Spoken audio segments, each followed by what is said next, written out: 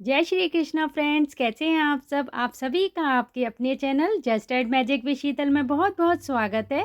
Friends, आज मैं आप सभी के लिए लेकर आई हूँ मकर संक्रांति स्पेशल हर घर में बनने वाले तिल गुड़ लड्डू की दो तरह की ऐसी ज़बरदस्त और भरोसेमंद रेसिपियाँ, जिससे आपके लड्डू भी एकदम सॉफ्ट और खस्ता बनेंगे, ना कभी कड़क होंगे, ना चपटे होंगे, ना सूखे सूखे बनेंगे और ना ही कभी दांतों में चिपकेंगे। आज का ये वीडियो देखने के बाद आपसे 1% भी गलती नहीं होगी इन्हें बनाने में।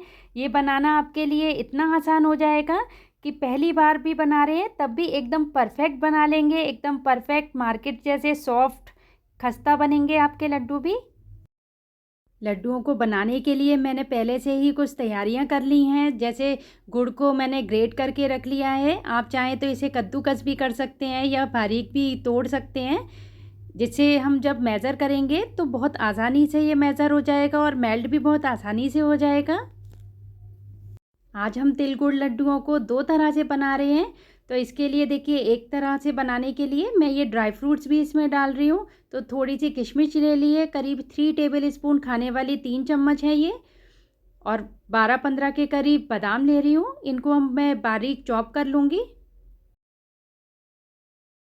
ये 3-4 टेबल स्पून मैंने भुनी हुई मूंगफली ले ली है। इन्हें मैंने पहले से ही रोस्ट करके छील के रख दिया था। और ये 1 कप सफ़ेद तिल ले रही हूँ, इन्हें ड्राई रोस्ट कर लेते हैं। तो इसके लिए पैन गैस पर चढ़ा दिया है, फ्लेम को लो कर लिया है। अब पैन में तिल को डाल देते हैं और इनको ड्राई रोस्ट कर लेते हैं, कंटिन्यू चलाते हुए। जब भी आप तिल भूनें तो उसको लगातार चलाते हुए भूनें, क्योंकि ये एकदम से जलने लग जाते हैं और ये थोड़े भी ज़्यादा भुन जाते हैं तो इसका फ्लेवर बहुत कड़वा कड़वा सा आता है रेसिपी में। तो इसलिए इसको बहुत ही ध्यान से भूनिएगा आप, बस इसको थोड़ा सा कलर चेंज हो जाए इतना तक ही हमें भूनना है। देखिए, मैंने कंटिन्यू चलाते हुए इन्हें भून लिया है, कलर काफ़ी चेंज हो गया है इनका और चटकने की इसमें से आवाज़ आ रही है। अब मैं इन्हें एक प्लेट में निकाल देती हूँ। इसे आपको पैन में ही नहीं छोड़ना है, क्योंकि पैन गर्म होता है, उससे ये और भी सिकने लगेंगे। अब ये जो बादाम चॉप करके रखे थे इन्हें भी सेक लेते हैं। साथ ही मूंगफली और किशमिश को भी डाल देते हैं, क्योंकि चॉप किए हुए बादाम हैं तो जल्दी ही रोस्ट हो जाएंगे। 3-4 टेबल स्पून मूंगफली ली है मैंने, तो ये 3 टेबल स्पून पहले ले ली थी और 1 टेबल स्पून इस समय डाल दिया है मैंने। थोड़ा सा घी डाल देते हैं, क्योंकि घी में हम रोस्ट करेंगे इन सभी चीज़ों को तो बहुत ही अच्छी सौंधी सौंधी खुशबू आएगी। और लड्डुओं में जितने अच्छे से घी डलता है उतने ही खस्ता लड्डू बनकर तैयार होते हैं और बहुत ही सौंधी सौंधी खुशबू आती है, बढ़िया सा फ्लेवर आता है इसमें। इन्हें भी कंटिन्यू चलाते हुए हल्का सा रोस्ट कर लेते हैं, बस इतना भर रोस्ट करना है कि हल्का सा क्रिस्प आ जाए ड्राई फ्रूट्स में। अब इन्हें भी एक प्लेट में निकाल देते हैं। मैंने मूंगफलियों को भी इन्हीं के साथ भून लिया है। एक्चुअली मुझे इन्हें क्रश करके डालना था, पर कोई बात नहीं है, मैं इनको थोड़ा थोड़ा क्रश कर लूँगी। जब ये थोड़ी ठंडी हो जाएंगी, अच्छी क्रिस्प हो जाएंगी। अब इन्हें ठंडा करने के लिए रख देते हैं सभी को। और इन लड्डुओं को बहुत अच्छा टेस्ट देने के लिए मैं इसमें आटा यूज़ कर रही हूँ गेहूँ का। आप चाहें तो बाजरे का आटा या जौ का आटा भी यूज़ कर सकते हैं इसमें। तो मैंने सेम कढ़ाई में ये 1 कप आटा डाल दिया है। मैं टोटली 2 कप आटा ले रही हूँ। तो पहले मैंने 1 कप आटा डाल दिया है और 1 टेबल स्पून घी डाल दिया है। इन्हें अच्छे से मिक्स कर लेते हैं। उसके बाद मैं 1 कप आटा इसमें और डालूँगी। इसे अच्छे से देखिए मिक्स कर लेते हैं। गैस का फ्लेम लो है। यदि गैस का फ्लेम थोड़ा भी तेज़ है तो आप इस पर ध्यान दीजिए। इसको बहुत ही लो फ्लेम में हमें भूनना है आटे को। और आटे में घी इतना डालना है हमें कि घी अच्छे से इसमें एब्जॉर्ब हो जाए और अच्छा गीला गीला आटा लगे। तो देखिए, ये सूखा सूखा लग रहा है। मैंने घी को अच्छे से इसके साथ मिला लिया है आटे के साथ। अब मैं 1 टीस्पून घी और डाल रही हूँ इसमें। अब इसे अच्छे से मिक्स कर लेते हैं और इसमें बचा हुआ 1 कप आटा भी डाल देते हैं इसमें और थोड़ा घी उसके साथ भी डालेंगे। घी अच्छे से आटे में मिक्स हो गया है। अब बचा हुआ 1 कप आटा और डाल देते हैं। ये 1 कप से थोड़ा सा कम है आटा। और घी डाल देते हैं 1 टीस्पून और।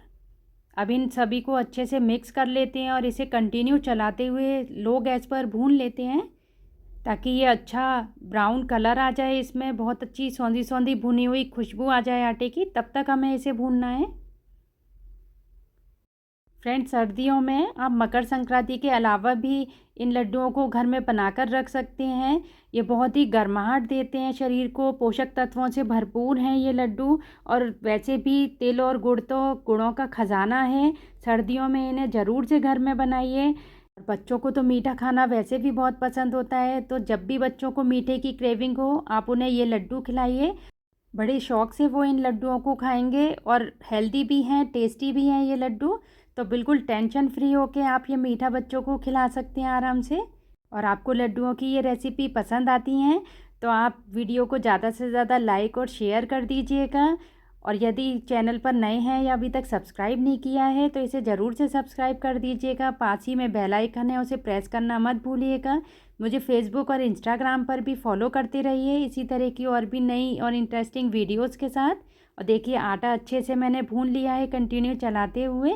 कितना बढ़िया ये आटा भूनकर तैयार हुआ है, एकदम भुरभुरा हो गया है।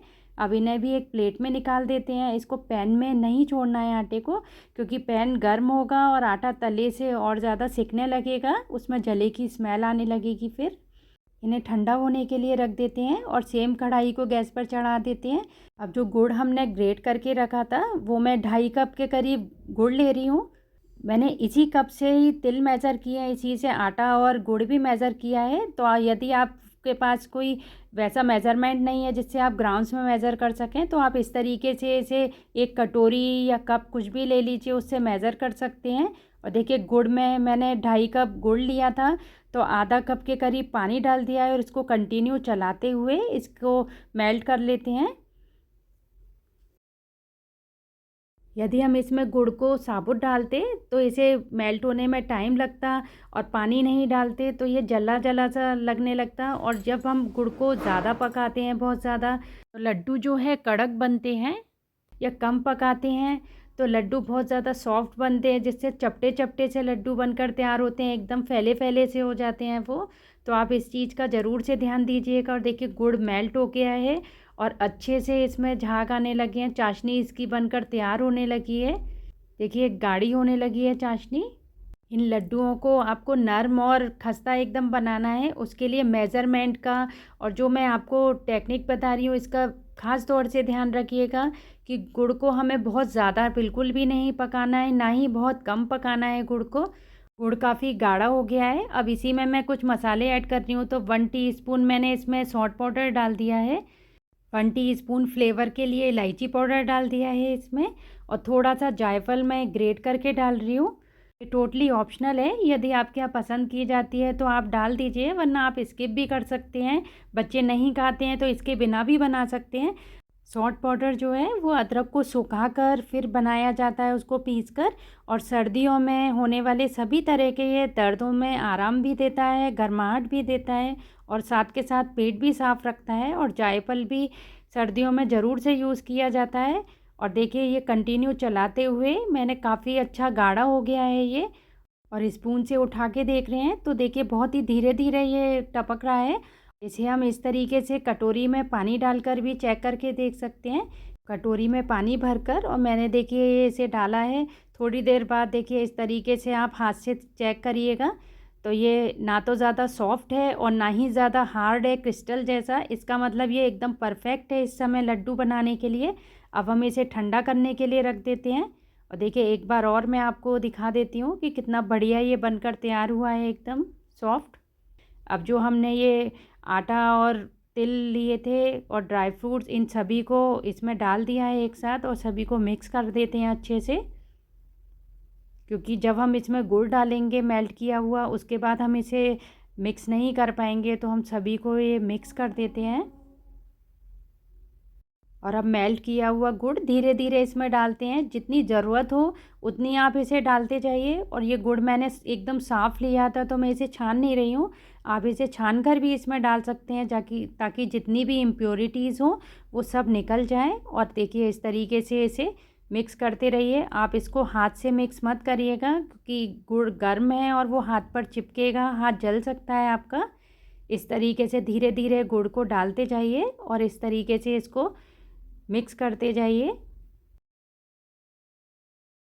देखिए इस तरीके से मिक्स करते जाइए। ये अभी आपको थोड़ा पतला लग रहा है, पर ये जैसे ही इसमें थोड़ी हवा लगेगी गुड़ जमने लगेगा और ये अच्छा गाढ़ा होने लगेगा, क्योंकि इसमें हमने आटा यूज़ किया है। वो थोड़ा फूलने लगेगा गुड़ के साथ मिलने के बाद। और देखिए ये मिक्स हो गया है अच्छे से। अब कई लोग क्या करते हैं ना कि लड्डुओं को बनाने के लिए, क्योंकि इसे हमें गर्म गर्म में ही बनाना होता है, तो हाथ को पानी से बार बार गीला करते हैं तब बनाते हैं। पर मैं आपको इसका एक बहुत अच्छा तरीका बता देती हूँ, जिससे बिना पानी लगाए ही आप इन लड्डुओं को बनाकर तैयार कर लेंगे और बिल्कुल भी आपके हाथ नहीं जलेंगे। एक लड्डू मैं देखिए पहले आपको बनाकर दिखा देती हूँ कि कितना इजीली ये बन रहा है और बहुत ही आसानी से ये लड्डू हमारा एकदम शेप ले रहा है। इतना परफेक्ट हमने इसको बनाकर तैयार किया है। और देखिए तरीका आपको बता देती हूँ कि बड़े बड़े इस तरीके से अनइवन पीसेस आप इसमें से बैटर में से निकाल कर और साइड में रखते जाइए, ताकि एकदम आपके हाथ भी नहीं जलेंगे और गुड़ जमने से पहले ही आप इनको अच्छे से शेप भी दे पाएंगे इससे। और ना ही आपको इसमें दूध डालने की ज़रूरत पड़ेगी, ना ही आपका बैटर ठंडा होके फैला फैला सा होगा, क्योंकि गुड़ ठंडा होने के बाद में जब भी इसमें हवा लगती है तो ये जमने लग जाता है और फैला फैला सा हो जाता है। देखिए बैटर में से मैंने इक्वल पार्ट्स में से सभी को डिवाइड कर लिया। अब इनको अच्छे से शेप दे देते हैं लड्डुओं की। और फ्रेंड्स, गुड़ का कलर जितना अच्छा डार्क होगा उतने ही बढ़िया कलर आपके लड्डुओं में आएगा। तो गुड़ को आप लेते समय ध्यान दीजिएगा कि गुड़ लाइट कलर का होगा तो लाइट कलर के लड्डू बनकर तैयार होंगे, और यदि डार्क होगा तो डार्क कलर के लड्डू बनेंगे। और देखिए मैं इस तरीके से कितनी इजीली अब शेप आउट कर पा रही हूँ, इसे शेप दे पा रही हूँ। कितने परफेक्ट हमारे एकदम गोल लड्डू बनकर तैयार हो रहे हैं। ये करीबन 15-16 लड्डू के करीब बनकर तैयार हुए हैं। अब इन्हें साइड में रख देते हैं और आइए दूसरी रेसिपी देख लेते हैं लड्डुओं की। ये बहुत ही सिंपल है, बहुत ही आसानी से बना लेंगे आप। देखिए मैंने ये 1 कप तिल ले लिए हैं, इनको सेम उसी तरीके से ड्राई रोस्ट कर लेते हैं हल्का लो फ्लेम पर।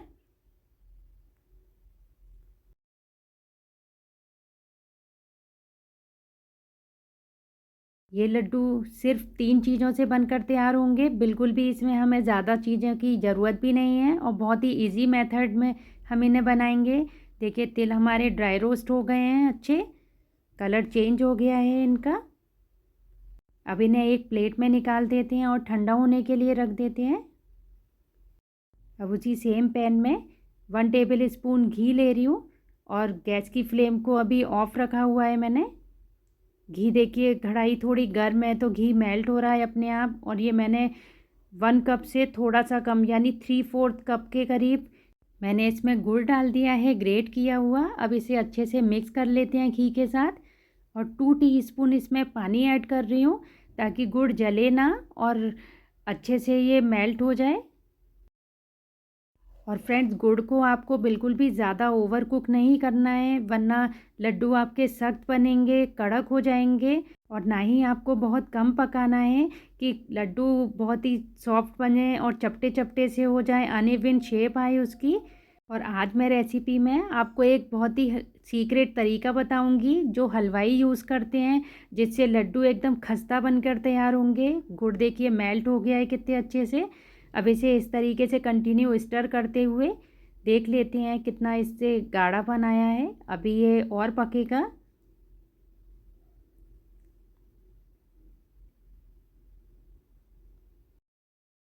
अब स्टेपुला से देख लेते हैं, देखिए कितना अच्छा गाढ़ा हो गया है। ये धीरे धीरे इसके ड्रॉप्स गिर रहे हैं। अब इसे पानी में डाल के इसे चेक कर लेते हैं, थोड़ा ठंडा होने देते हैं फिर इसे चेक करते हैं। तो देखिए कितना सॉफ्ट एकदम है ये। इस स्टेज पे अगर हम इसे लड्डुओं को बनाएंगे तो बहुत ही ज़्यादा सॉफ्ट से बनेंगे, नरम से और चपटे चपटे से हो जाएंगे, अनइवन शेप आएगा। तो अभी हमें गुड़ को थोड़ा सा और पकाना है, इसका ये मतलब है कि थोड़ा सा और पकेगा गुड़। 1-2 मिनट और पकाते हैं इसको इसी तरीके से और वापस से हम इसे चेक करेंगे दोबारा से।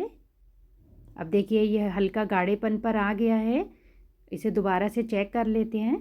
देखिए अब कितना बढ़िया ये एकदम शेप में आ रहा है, कितना अच्छा बनकर तैयार हो रहा है, बिल्कुल भी क्रिस्टल जैसा भी नहीं है। इतना ही परफेक्ट हमें बनाकर तैयार करना है। अब गैस का फ्लेम ऑफ कर देते हैं और इसमें 1 टीस्पून इलायची पाउडर डाल देते हैं अच्छे फ्लेवर के लिए। और अब डाल देते हैं 2 चुटकी बेकिंग सोडा। इससे बिल्कुल मार्केट जैसे एकदम खस्ता लड्डू बनकर तैयार होंगे, बहुत ही सॉफ्ट बनेंगे। और देखिए बेकिंग सोडा डालते ही ये कितना अच्छा फ्लफ़ी एकदम हल्का गुड़ हो गया है। इसी वजह से बाज़ार के जो लड्डू होते हैं वो एकदम खस्ता बनते हैं, एकदम से टूट जाते हैं, बिल्कुल भी कड़क नहीं होते हैं, सॉफ्ट होते हैं। हलवाई यही ट्रिक यूज़ करते हैं। ये टोटली ऑप्शनल है, यदि आप नहीं डालना चाहते हैं तो स्किप कर सकते हैं इसे अच्छे से मिक्स कर लिया है। अब जो हमने तिल भून कर रखे थे वो डाल देते हैं। गैस का फ्लेम इस समय ऑफ़ किया हुआ है मैंने। और ये 2-3 टेबल स्पून भुनी हुई मूंगफली डाल देते हैं। इनको क्रश करके रख लिया था मैंने भून कर। ये भी ऑप्शनल है, यदि आप नहीं डालना चाहते हैं तो स्किप कर दीजिएगा। इससे बहुत ही अच्छा क्रंच आता है लड्डुओं में। इन सभी को अच्छे से मिक्स कर लेते हैं आप। ये प्रोसेस आपको बहुत ही फटाफट करनी है क्योंकि गुड़ हवा लगते ही जमने लगता है और फिर लड्डू आपके अच्छे से शेप नहीं लेंगे। और देखिए इस तरीके से इनको अच्छे से मिक्स कर लेते हैं सभी को। और मिक्स करते करते यदि ये ठंडा होने लगता है, जमने लगता है, तो आप इस पे हल्के से दूध के छींटे भी मार सकते हैं या फिर गैस का जो फ्लेम है उसको ऑन करके और हल्का सा इन्हें कढ़ाई को गर्म कर सकते हैं। अब गर्म गर्म बैटर को स्पून एक ले लीजिए और स्पून की हेल्प से इक्वल पार्ट्स में इसे इस तरीके से निकालते जाइए ताकि बाद में हम इन्हें बिना पानी का हाथ लगाए भी लड्डू को शेप दे सकते हैं। इनको हल्की सी हवा लग जाएगी, हल्का सा ठंडा वो भी हो जाएगा, ये तो बहुत अच्छे से शेप में आ जाएगा। और देखिए इस तरीके से अब मैं इन्हें बांध रही हूँ लड्डुओं को। कितनी इजीली ये शेप आ रही है इसमें। देखिए कितना इजी हो गया ना, बिना पानी का हाथ लगाए मैंने, बिना घी का हाथ लगाए इसे इस तरीके से देखिए शेप में दे कर लिया है। कितना आसानी से हो रहा है ये अब। और एकदम परफेक्ट गोल लड्डू की शेप बनकर आई है, ना हाथ जल रहे हैं और बहुत ही अच्छे से लड्डू हमारे बनकर तैयार हो रहे हैं। तो इसी तरीके से आप भी इस मकर संक्रांति और सकट चतुर्थी पे लड्डू बनाकर तैयार कीजिए और सभी को खिलाइए। सच कह रही हूँ फ्रेंड्स, ये बहुत ही ज़्यादा टेस्टी बनकर तैयार होते हैं, बहुत ही टेस्टी लगते हैं ये खाने में और पोषक तत्वों से भरपूर हैं। तो ज़रूर से इन्हें बनाइए घर पर। और यदि आपको बनाने में प्रॉब्लम आती है या बनते नहीं है सही से या रेसिपी के रिगार्डिंग कोई भी क्वेश्चन है आपका, तो मुझे कमेंट बॉक्स में कमेंट करिएगा, मैं उसका रिप्लाई ज़रूर से दूंगी आपको। और आप सभी को मकर संक्रांति और सकट चतुर्थी की बहुत बहुत शुभकामनाएं। फिर मिलती हूँ एक नई और इंटरेस्टिंग रेसिपी के साथ। Thank you for watching friends.